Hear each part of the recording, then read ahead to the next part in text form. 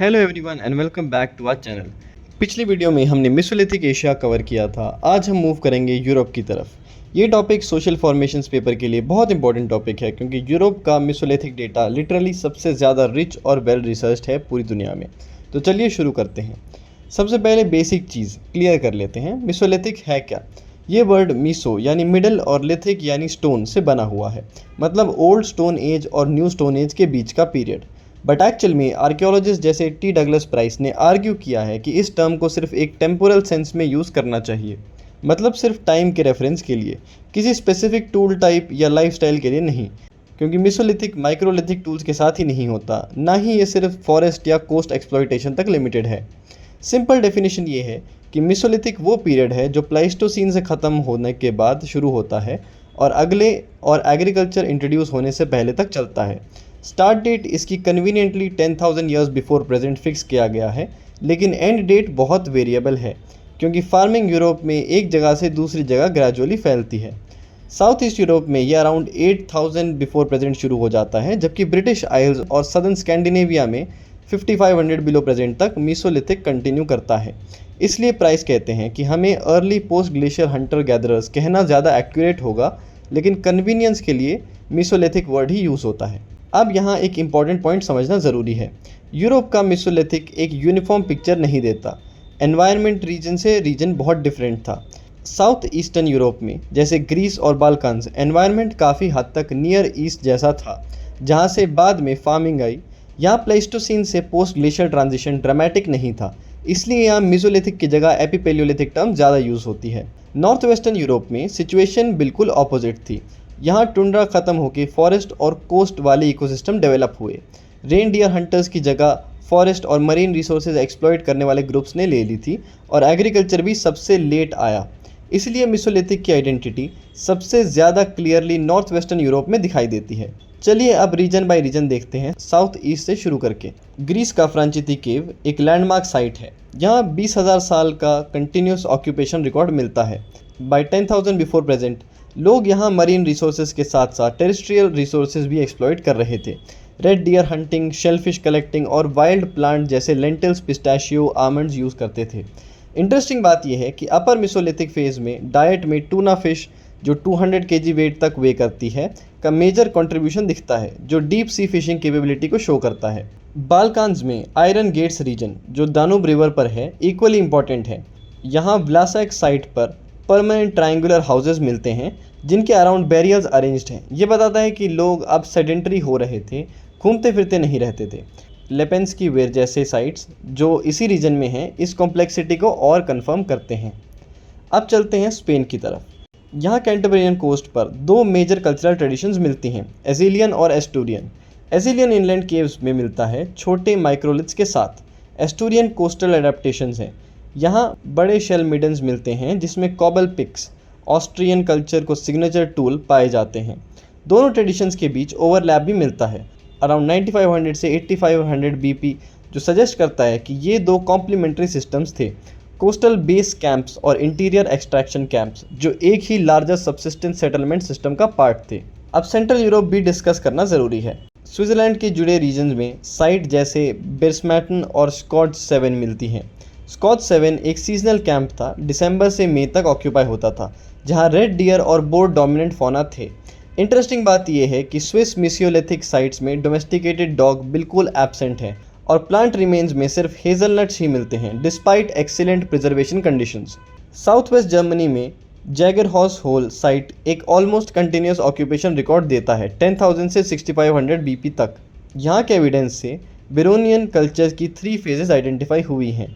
Mic जॉकिम ने यहाँ का डेटा यूज़ करके एक dual focus settlement model propose किया, जिसमें रिवर वैलीज़ में केव साइट्स, विंटर कैंप्स थे और नियर बाई लेक्स जैसे फेडर्स के किनारे समर सेटलमेंट्स होती थी। ये मॉडल दिखाता है कि मेसोलिथिक ग्रुप्स अपना मूवमेंट पैटर्न रिसोर्सेज के सीजनल अवेलेबिलिटी के हिसाब से केयरफुली प्लान करते थे। अब आते हैं ब्रिटिश आइल्स पर, जो एग्जाम के लिए बहुत हाई यील्डिंग रहता है। जो एग्जाम के लिए बहुत इंपॉर्टेंट है। Star car, Yorkshire, England, probably सबसे फेमस मेसोलिथिक साइट है दुनिया में। ग्रैम क्लार्क्स ने इसे एक्सकवेट किया था और ओरिजिनली इसे रेड डियर हंटर्स का विंटर कैंप बताया गया। लेकिन बाद में मल्टीपल रीइंटरप्रिटेशंस आई। किसी ने कहा ये सिर्फ एंटलर और स्किन प्रोसेसिंग स्टेशन था, किसी ने कहा ये हंटिंग बुचरिंग स्टैंड था, और प्राइस खुद आर्ग्यू करते हैं कि स्टार कार एक सेटलमेंट नहीं बल्कि एक डंप साइट था जहां वेस्ट मटेरियल पानी में डिपॉजिट किया जाता था। ये डिबेट हमें सिखाता है कि आर्कियोलॉजिकल इंटरप्रिटेशन कितनी कंटेस्टेड हो सकती है। सेम एविडेंस बट अलग अलग कंक्लूजन्स। माउंट सैंडल यानी नॉर्दर्न आयरलैंड इक्वली इंपॉर्टेंट है। यहाँ 9000 बीपी तक बड़े रेसिडेंशियल स्ट्रक्चर्स 6 मीटर तक डायमीटर के मिल चुके हैं। पॉट होल्स, हर्ट्स और पिट्स मिलते हैं, साथ ही कार्बोनाइज्ड हेज़लनट्स और सीड्स भी। फौना में बोर डोमिनेंट है, लेकिन फिश और बर्ड बोन्स भी काफ़ी हैं। ये एविडेंस सजेस्ट करता है कि mount scandal year round occupied था, मतलब लोग सीजनल माइग्रेशन नहीं कर रहे थे बल्कि परमानेंटली सेटल हो चुके थे। ऑरोंसे आइलैंड स्कॉटलैंड में 6 शेल मिडन्स मिलती हैं, जिनमें 90% से ज़्यादा फ़िश रिमेन सिर्फ एक स्पीशीज़ कोल फिश के हैं। सीजनैलिटी डेटा से पता चलता है कि डिफरेंट मिडन साल के डिफरेंट सीजन्स में यूज़ होती थी। ये एक sophisticated planned resource use pattern दिखाता है। अब आता है सबसे रिच और best documented region southern Scandinavia, जिसमें डेनमार्क और सदर्न स्वीडन आते हैं। यहाँ 3 मेजर फेजेस आइडेंटिफाई हुए हैं।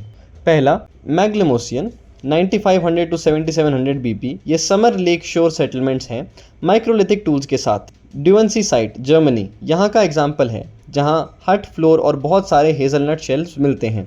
दूसरा कॉन्गेमोसियन 7700 to 6600 बीपी, इस फेज़ में कोस्टल साइट ज़्यादा मिलती हैं, रोम्बिक एरोहेड्स कैरेक्टरिस्टिक हैं।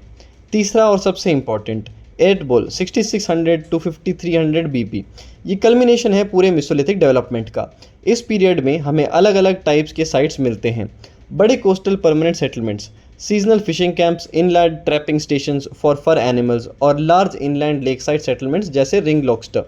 ये डाइवर्सिटी दिखाता है कि लोगों ने अपना सबसिस्टेंस सिस्टम कितना स्पेशलाइज कर लिया था। अर्थ बोल पीरियड में एक और चीज़ नेचुरली इमर्ज होती है, सेमेटरीज। वीडबैक बॉगबैकन जीलैंड में 22 इंडिविजुअल की ग्रेव साइड मिलती हैं, और स्केट होम यानी सदर्न स्केनिया में 40 से ज़्यादा ग्रेव्स, जिसमें कुछ डॉग्स के बैरियल्स भी शामिल हैं। ये सेमेटरीज इंक्रीजिंग सोशल कम्प्लेक्सिटी और रिचुअल प्रैक्टिसेस को रिफ्लेक्ट करती हैं। आइसोटोप एनालिसिस से पता चलता है कि लोगों की डाइट ग्रीनलैंड एस्किमो जैसी थी, मतलब प्राइमरी मरीन रिसोर्सेज पर बेस्ड। टेक्नोलॉजी भी इस पीरियड में ड्रामेटिकली डेवलप होती है। पॉटरी अपीयर होती है, डगआउट कैनूज 10 मीटर तक लंबे मिलते हैं, और एम्बर फिगरीन्स जैसे डेकोरेटिव आर्ट भी मिलता है।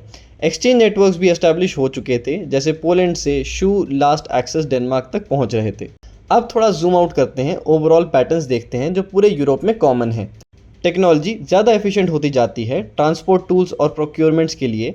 फिशिंग गियर्स जैसे nets, weirs, hooks, harpoons develop होते हैं।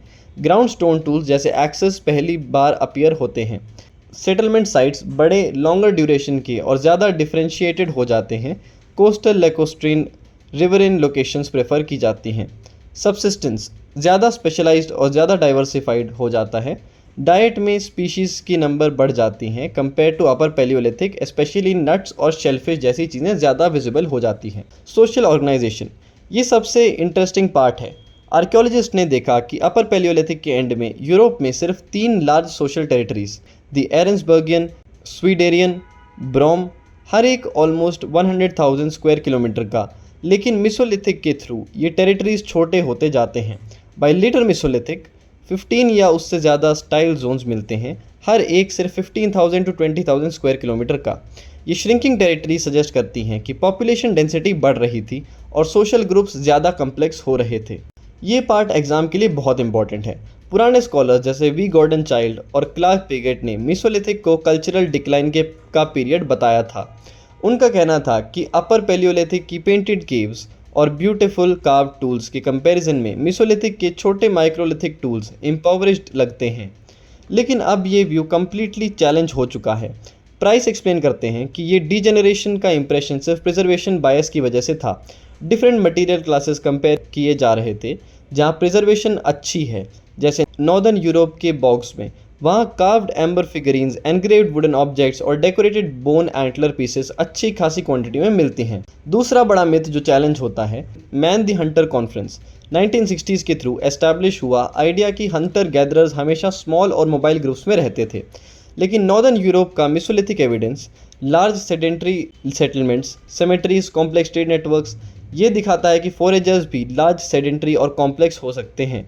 ये एक बहुत इंपॉर्टेंट थ्योरेटिकल शिफ्ट है जो हिस्ट्री और एंथ्रोपोलॉजी दोनों डिसिप्लिन्स के लिए रेलेवेंट है। आखिर में एग्रीकल्चर का अराइवल, ये भी एक सडन इन्वेजन नहीं था। साउथ ईस्ट यूरोप में फार्मिंग 8000 बीपी तक आ जाती है, लेकिन ब्रिटेन और स्कैंडिनेविया में 5500 बीपी तक नहीं पहुंचती। प्राइस एम्फसाइज करते हैं कि ये डिले इसलिए नहीं था कि फार्मर्स स्लोली आ रहे थे, बल्कि इसलिए था कि इन एरियाज़ में हंटिंग गैदरिंग इतनी सक्सेसफुल थी कि लोगों को लेबर इंटेंसिव फार्मिंग अडॉप्ट करने की ज़रूरत ही नहीं थी, जब तक एनवायरमेंटल कंडीशंस फेवरेबल रही। और जब ट्रांजिशन होती है तो उसमें कंटिन्यूटी दिखती है, एग्जिस्टिंग सोसाइटीज़ के अंदर ही ग्रेजुअल रीअडेप्टेशन, ना कि इन्वेडिंग फार्मर्स का कंप्लीट रिप्लेसमेंट। तो ये था यूरोप का मेसोलिथिक। अगर आपको ये वीडियो पसंद आई हो तो प्लीज़ हमारी वीडियो को लाइक करें, हमारे चैनल को सब्सक्राइब करें और हमारी वीडियो को ज़्यादा से ज़्यादा शेयर करें। Thank you very much and we will see you again in the next one.